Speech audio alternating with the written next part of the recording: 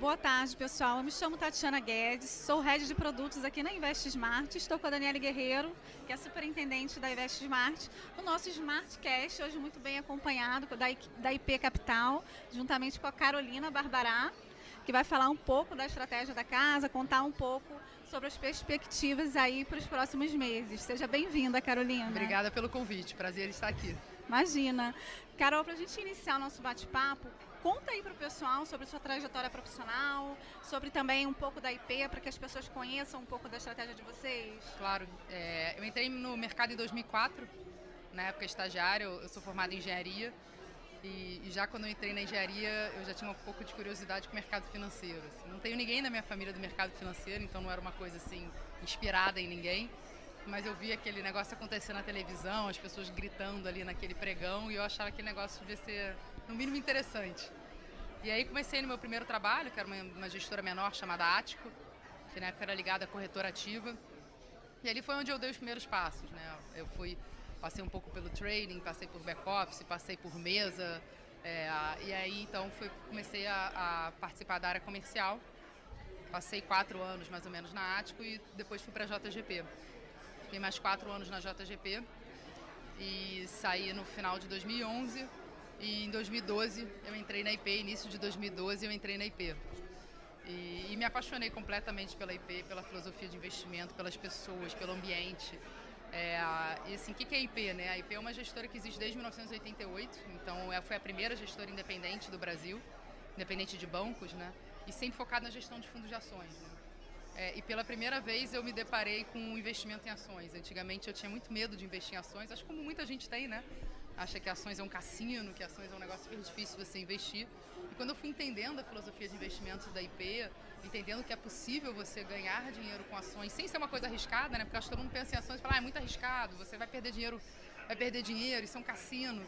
E quando você entende a filosofia de investimento por trás da IP, né, quando você entende o cuidado com que as pessoas estão selecionando as empresas, você vê que hoje em dia para mim faz muito mais sentido do que qualquer outro tipo de investimento. Então hoje, não só eu, como todos os outros sócios da IP, a gente tem em média 70% do nosso patrimônio investido nos fundos da IP.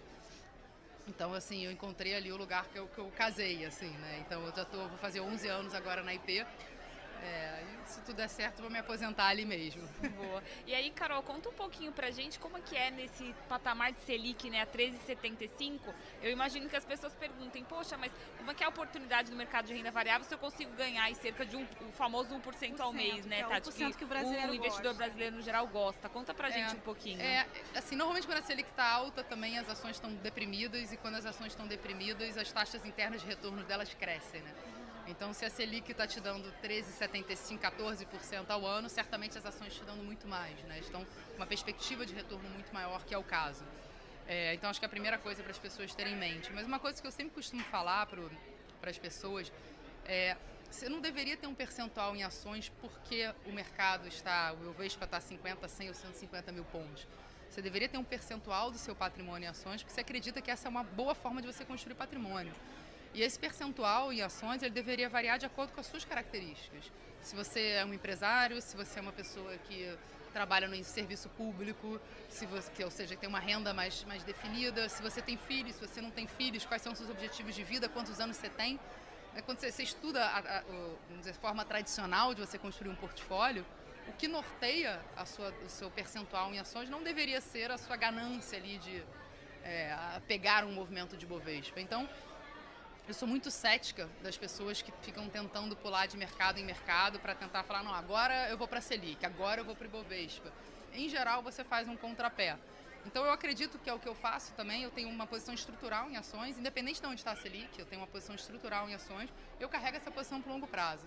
E eu acho que assim se você tiver, você se aproveitar dos juros compostos que as ações te trazem, o rendimento alto que as ações te trazem ao longo do tempo, se tiver paciência, eu acho que você vai ser muito bem sucedido.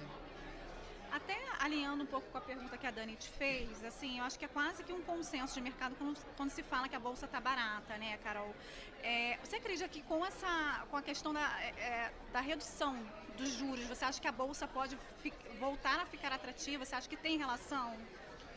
Assim, eu acho que o fato justamente da Selic tá alta e do país também tá em situação conturbada, que faz com que as empresas estejam baratas e logo a taxa interna de retorno das empresas esteja muito altas, né? Eu acho assim, a vários momentos no mercado você tem oportunidades, né? A gente lá na IP, a gente gosta de investir, a gente investe não só no Brasil, como a gente investe também fora do Brasil. Então isso é uma coisa muito legal, porque quando você em algum mercado você não tem oportunidade, então se em algum momento o Brasil voltar a ficar caro na nossa visão, a gente tem um mercado lá fora para explorar. E lá fora tem um mundo de empresas, e um mundo de empresas que estão vivendo as mais diferentes histórias, né? Aqui no Brasil, todas as empresas, elas mais ou menos, elas andam um pouco com alguma dinâmica da economia doméstica, né? É muito difícil você se desconectar do que está acontecendo com o país, quem é o presidente, aonde está a Selic, para você ter uma história de crescimento, né? De alguma forma elas ficam muito ligadas. Quando você vai para o exterior, você tem as mais variadas histórias. Então, por exemplo, tem uma empresa que a gente investe chamada Thermo Fisher. É uma empresa que vende insumos e equipamentos para a indústria farmacêutica, diagnóstica. Esse mercado está em completa ebulição após o Covid, né? O surgimento da mRNA, aquele negócio que teve com a vacina que a Pfizer e a Moderna fizeram. E a Thermo Fisher é quase como se fosse um pedágio que você vai consumir algum insumo da Thermo Fisher em algum momento da sua cadeia de produção de medicamentos, de diagnóstico. Cara, esse é um mercado que ele vive sozinho, né? Assim, ele é quase que ele está apartado do ambiente macroeconômico. Então é muito legal quando você acessa fora do Brasil, que você consegue viver e ter essas histórias de crescimento que são muito indiferentes do macro. Então, a gente tendo os dois mercados, o que a gente faz é, quando o mercado está caro demais, vende um pouco e compra um outro mercado que está barato. Quando o outro mercado está mais barato, você vende um pouco e a gente vai um pouco calibrando o portfólio assim. Hoje a gente vem aumentando, foi aumentando ao longo desse ano, do ano passado, né? Do ano passado, esse ano, um pouco o investimento em Brasil, que as empresas ficaram mais baratas aqui, a gente começou a ser recompensado, né, por tomar risco, mas isso pode mudar a qualquer momento também. E aí, Carol, a gente sabe, né, que a gente tem alguns fundos de ações no mercado, mas a gente sabe também, né, do retorno diferenciado e da capacidade de gerar alfa para o cliente, né, nos fundos da IP. Conta pra gente um pouquinho, assim, como é o processo, assim, e qual a diferença, assim, o que é a IP, em que tipo de ações ela costuma investir. Faz um pouco essa diferenciação pra gente poder gravar ainda melhor, né, sobre a IP. Claro, assim, eu acho que o mantra da IP, a gente é obcecado por qualidade, assim. Perfeito. Tem uma coisa que a gente nunca sabe quando uma crise macro vai acontecer. E eu acho que a lembrança mais recente que a gente tem disso é o Covid. De repente estava tudo bem, vem um vírus e fecha o mundo por 2 anos. Né? E ninguém consegue prever um ambiente desse. Né? Então como é que você se protege de uma coisa que você não sabe que pode acontecer? Na nossa cabeça, essencialmente, você tendo empresas muito boas. Assim. Empresas muito boas sobrevivem crises, passam por momentos difíceis e chegam do outro lado.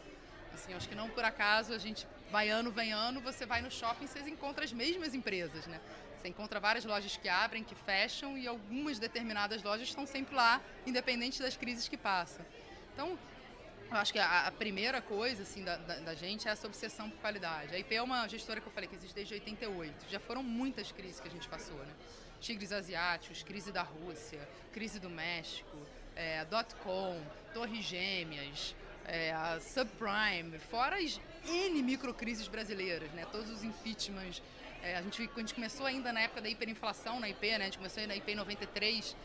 Então, assim, o que a gente viu, que o que dá certo no final do dia é que como você não consegue realmente prever o ambiente macro, se você tiver um portfólio de negócios muito bons, você vai sobreviver, assim. O Google não vai morrer amanhã se, sei lá, a Rússia brigar com a Ucrânia, né? Você não vai prever se vai acontecer. Então, os negócios sólidos, eles não morrem do dia para a noite. Então, a gente, assim, eu acho que e isso é o que fez a gente investir no exterior. A gente não foi para o exterior porque é moda, porque é legal, porque é cool. A gente foi para o exterior porque tem para aumentar o acesso a negócios extraordinários. E lá fora, como eu dei o exemplo de Thermo Fisher, tem N outras empresas que têm histórias próprias, que são histórias de crescimento maravilhosas, que estão crescendo e surfando, né, histórias que não existem no Brasil. A gente não consegue investir numa empresa do Brasil como uma Thermo Fisher. Não existe um Google no Brasil, não existe uma Amazon no Brasil para a gente comprar. A gente pode dizer, o Mercado Livre, mas é um pouco mais distante. Cloud, né, assim, que a AWS tem, que a Microsoft tem. Então, quando você vai para fora, você consegue também acessar um número de histórias de crescimento muito impressionante. Então, assim, eu acho que é o sucesso, né, que o IP Participações, que é um fundo desde 93, de 94 até hoje, quem investiu R$100 mil, hoje tem 19 milhões. Então, acho que a gente ajudou bastante aí as pessoas a construir essa tão sonhada poupança de longo prazo. Parabéns pelo desempenho. Obrigada.